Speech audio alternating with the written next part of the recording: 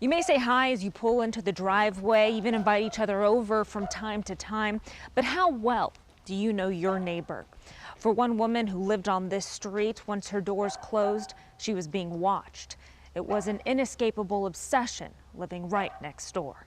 For several years, two women lived next door, lives apart. Maybe once in a while, see her at the mailbox. But an uncontrollable set of circumstances would lead to a sharp detour with Twee Boland. There was a windstorm one night, and I had a patio umbrella in my backyard that went into her roof. That was in 2011. Although neighbors, they wouldn't talk again for 2 years until a disagreement over the victim's 14-year-old son playing in the backyard. Then I started getting the phone calls at work. I'm a drug addict, I'm a prostitute, that I molest children. Flooding her personal phone with threats. You're a really dumb. You don't know how hard it's going to get for you. Message 2. Grandma Boland is going to kill her with her bare hands. Message 13. You know what the law wants. And fraudulent 911 and 311 calls. It was just relentless having the police come out to my house all the time. The victim says Boland vandalized her property not once, but twice. Looked like a horror film. Her home defaced with diapers, fake blood, a terrifying range of obscenities. The officer said I needed to get a protective order. The 43-year-old faces 15 counts of violating an extended protective order as well as aggravated stalking. She went to my home when I wasn't there and knocked on the door and was calling for my son. Enough was enough. She said that she gets off on bullying people until they kill themselves. This neighbor-turned-victim put her house on the market, with Boland listing her home just days later. For quite a bit less to affect my appraisal. She also called the broker and said that she was me and she wanted the house delisted. The victim was able to move, but privacy is still a luxury out of reach. I don't know why they haven't arrested her. Boland may be a fugitive from justice, but she's still a phone call away. We still have the police come to our house. She still calls my work. Vicki Gonzalez, News 3.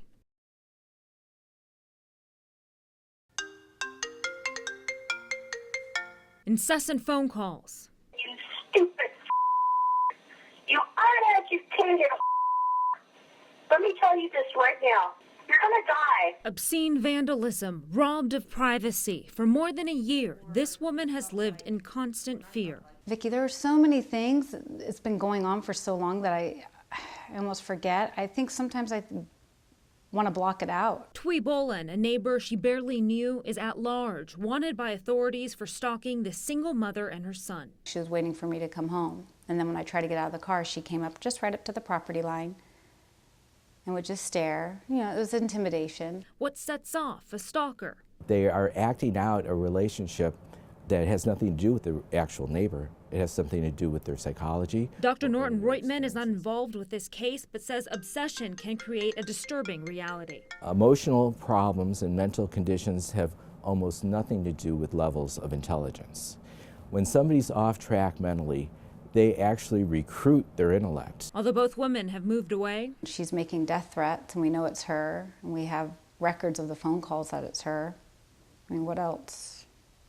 What else needs to happen before she's arrested? The justice system isn't designed for prevention, but to prove guilt. The criminal justice system is incredibly reactive. According to Clark County District Judge Douglas Herndon, wanted fugitives like Boland can go missing for years. And the whole time they've been here working in Las Vegas, they just haven't committed any crimes. Such as getting pulled over for a traffic violation. She's savvy, like she knows how to work the system. She says that the protective order is toilet paper. Deputy District Attorney Tyler Smith understands the frustration. And everything that can be done is being done. A defendant has their rights and they're entitled to due process. Even without violence, breaking a protective order and aggravated stalking can carry combined sentences of more than 20 years in prison. And the kind of fear that causes you to stay in your house, to lose your hair, to become anxious, to have to undergo counseling because of all the things going on in your life, those are all physical manifestations. But until Boland is found, the victim carries the emotional burden.